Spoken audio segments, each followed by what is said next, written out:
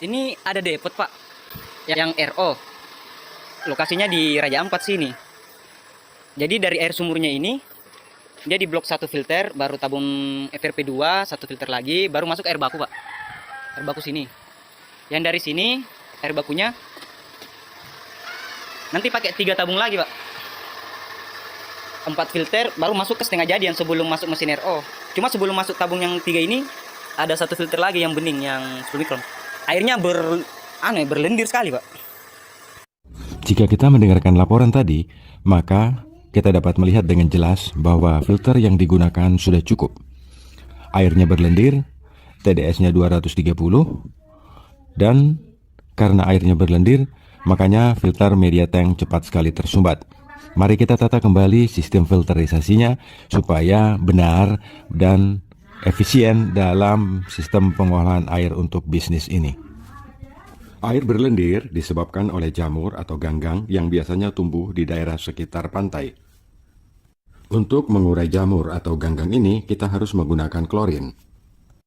Jadi, dari sumur, kita lewatkan pompa air, kemudian melalui klorinator dahulu. Setelah itu, kita alirkan menuju ke 3 tank media yang kita sambung menjadi satu, seperti gambar ini. 3 tank media ini berisi arang. Karena pengaruh arang ini, pH air akan turun. Kenapa pH air turun setelah melalui arang? Itu disebabkan karena arang mempunyai sifat oksidasi. Akhirnya pH akan turun. pH akan kembali naik jika pada tank kedua kita isi dengan kulit kerang atau dalam bahasa Papua biasa disebut kulit bia. Kulit bia ini kita rauh dulu supaya panas, kemudian kita tumbuk kasar yang halus kita buang, kemudian kita masukkan ke dalam tangki kedua. Kulit kerang bisa meningkatkan kadar pH di air sampai dengan 8 ppm. Setelah itu kita teruskan ke cartridge filter 3 mikron dan ditampung di toren. Pada toren ini, proses air baku telah selesai kita lakukan. Sekarang kita siap untuk memasuki level 2. Dari air baku, kita pompa melalui 2 buah cartridge filter berukuran 0,1 mikron. Kita masukkan ke ultrafilter atau water filter PVDF untuk kemudian kita teruskan ke toren berikutnya. Toren yang tertampung melalui ultrafilter ini, airnya sudah layak pakai atau siap untuk diproduksi dan segera dijual. Sahabat Kendimas, saya bertanggung jawab penuh terhadap instalasi ini. Ayo kita ngopi dulu. Sekarang kita sampai di tahap ketiga. Jadi air baku yang kita sudah tampung menjadi air jadi, sekarang tinggal kita memilihnya untuk kita proses. Yang pertama adalah melalui mesin RO. Dan menjadi air RO, kemudian kita tampung khusus di toren penampungan air RO. Dan di proses kedua, dari air yang sudah jadi, kita langsung saja masuk ke depot air minum untuk menjadi air mineral. Bulan terang, terang bulan. Bulan terang, terang bulan. Buaya timbul, kusangka buaya, padahal buaya.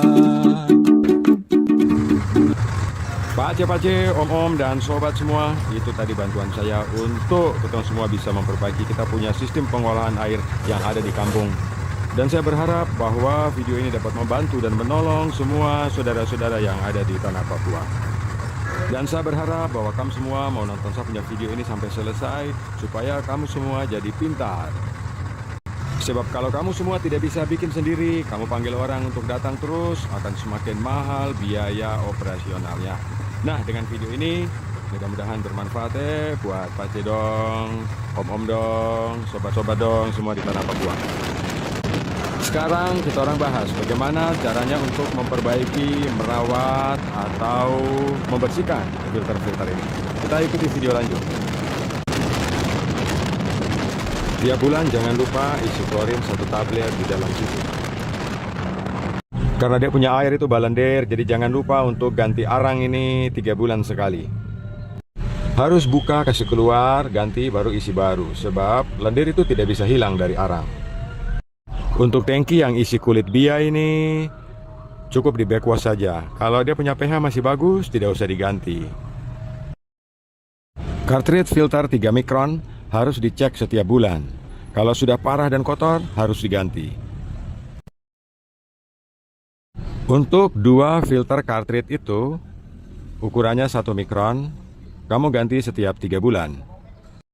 Untuk filter PVDF, kamu harus cuci kalau angkanya sudah menunjukkan angka 6.